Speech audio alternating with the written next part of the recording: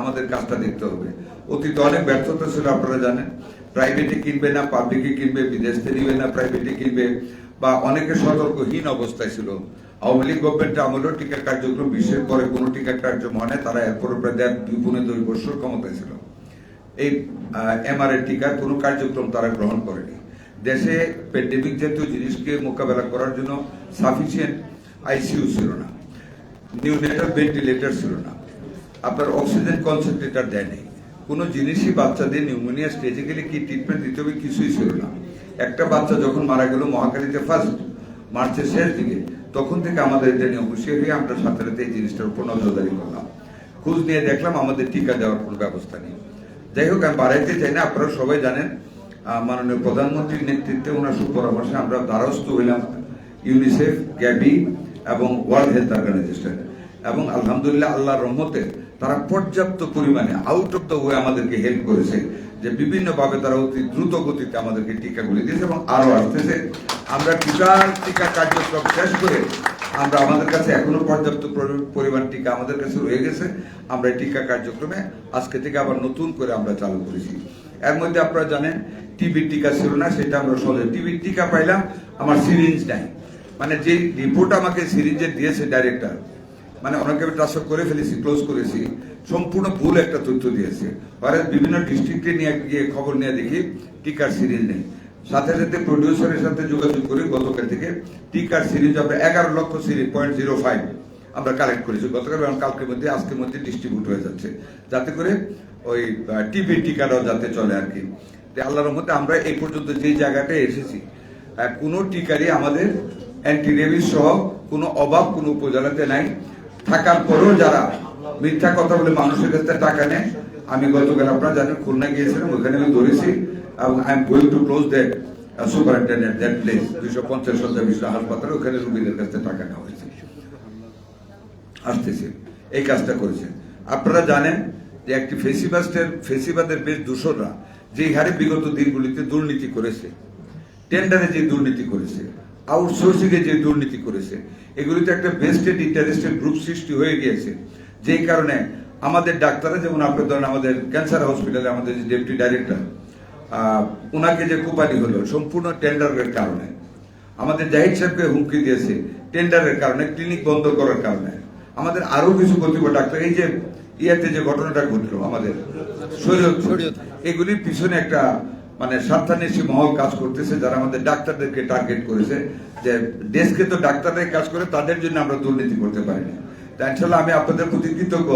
আমি অনেক জায়গায় আলাপ করেছি, আমাদের কোনো ডাক্তাররা আল্লাহর রহমতে পিছপা হচ্ছে না, সব জায়গায় পূর্ণ উদ্যোগে কাজ করে যাচ্ছে।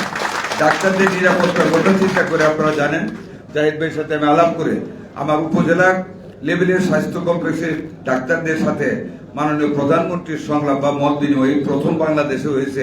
এটা মাননীয় প্রধানমন্ত্রী জনাব তারেক রহমানের সরকারের আমলেই আমরা করেছি। উনি ইন্টারেস্টেড ছিলেন, কথা বলেছি। সেইখানে আমরা প্রত্যেকটা উপজেলা লেভেলে ঈদের পরেও হয়ে যাবে 10 জন করে আনসার, একজন প্লাটুন কমান্ডার উইথ আর্মস আমরা ডিপ্লয় করতে যাচ্ছি। এবং আরো যেগুলি হাসপাতাল আছে জেলা লেভেলে, প্রত্যেকটা হাসপাতালে নিশ্চিত নিরাপত্তার ব্যবস্থা ঈদের পরে করা হবে, যাতে করে সম্মানিত ডাক্তাররা পূর্ণ নিরাপত্তার সাথে যেন প্রতিটা জায়গায় কাজ করতে পারে। আমরা নিরাপত্তার দিকে অত্যন্ত কঠিন ভাবে আমরা দৃষ্টি দিয়েছি, ইনশাআল্লাহ এটাও হয়ে যাবে।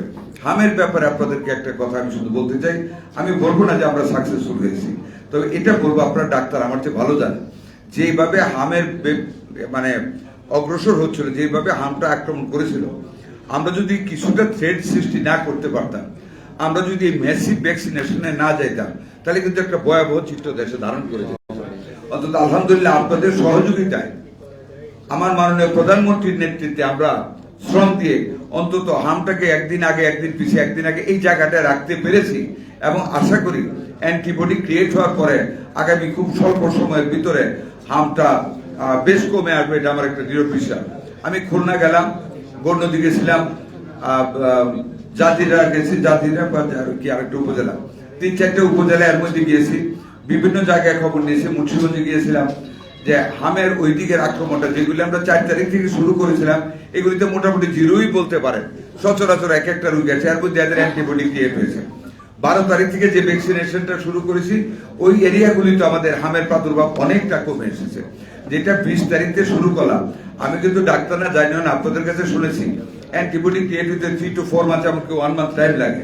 তো এই লাস্ট টিকাটার যে টাইমটা, এই টাইমটা পার হলে আমি আশা করি যে স্ট্যাগনেন্সিটা হামের প্রাদুর্ভাবের মধ্যে, আক্রমণের মধ্যে শুরু হয়েছে, আমি আশা করি it will be coming down by very মানে within a very few days head, আমি আশা করব। আজকে আপনারা এই যে সচেতনতা একটা প্রোগ্রাম করেছেন, আসলে এটা দরকার আমাদের সমাজের জন্য। আমি আনন্দিত যে আমাদের কিছু বিশেষজ্ঞ ডাক্তারও আমাদের একটা প্রেস কনফারেন্স করেছিল হাম নিয়ে, অন্যান্য সংগঠনও এই ব্যাপারে সুচার কথাবার্তা বলতেছে। আমি আরেকটা কথা বলি, হামের ব্যাপারে আমি সাংবাদিকদের কাছে অনেক কৃতজ্ঞ। ওনারাও সত্যিকার নিউজ, দুই একটা ব্যতিক্রম তো দেশে থাকতেই পারে, আমারও তো ব্যক্তিগত শত্রু থাকতে পারে, but most of the media very positive coverage দিয়েছে। যখন যেই কাজটা করেছি এই কাজটাই ওনারা তুলে ধরেছে, যেখানে আমরা ব্যর্থতা আছে ওইটাও তুলে ধরেছে, তো ধরবেনি, ধরলেই তো আমরা হুঁশিয়ার হয়ে কাজ করবো। তা আমি মিডিয়ার কাছেও কৃতজ্ঞ, আপনাদের সকলের পূর্ণাঙ্গ সহযোগিতা কামনা করি। আমার বড় ভাই মাননীয় মন্ত্রী জাহেদ ভাই, উনি ওনার পূর্ণাঙ্গ আরো পরামর্শমূলক বক্তব্য রাখবেন। আমি আবারও জাহেদ ভাই সহ আপনাদের সবার কাছে আমি আগে বক্তৃতা দেওয়ার জন্য শিডিউল টাইমে দিয়েছেন, ক্ষমা প্রার্থনা করে আমি আমার বক্তব্য শেষ করি। একটা কথা, ভিটামিন এর একটা প্রশ্ন আসছে। ভিটামিন এ আমাদের কাছে ছিল না, এখনো যে আছে তা না, খুব একটা চালিয়ে যাচ্ছি, বাট পর্যাপ্ত পরিমাণে একটা ক্যাম্পেইনিং আকারে জাপ দিয়ে পড়বো, এটা পারি নাই, ঈদের পরে পারবো ইনশাল্লাহ। এই ভিটামিন এটাও ইউনিসেফের রানা ফ্লাওয়ার্স এর সাথে এবং ডক্টর রিয়াজের সাথে আমি 4 দিন আগে সুইজারল্যান্ডে আলাপ করে ম্যানেজ করেছি। তারা তাদের শিডিউল টাইমের আগে, মানে যেটা দেওয়ার কথা ছিল জুন মাসের 10 তারিখের পরে গিয়ে, সেই যেটা 10 তারিখের আগে ভিটামিন এটা আমাকে দিয়ে দিয়েছে। দেওয়ার সাথে আমি রেপিড ক্যাম্পেইন শুরু করবো ভিটামিন এর নন এফেক্টেড বাচ্চাদের।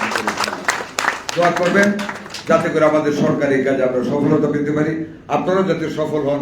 আমার মা বাবার বুকটা যেন আর খালি না হয়, আল্লাহ যেন আমাদেরকে রহমত করেন। আল্লাহর কাছে সেই দোয়া রেখে, দয়া চেয়ে আপনাদেরকে ধন্যবাদ জানিয়ে আমার বক্তব্য শেষ করছি। আল্লাহ হাফেজ।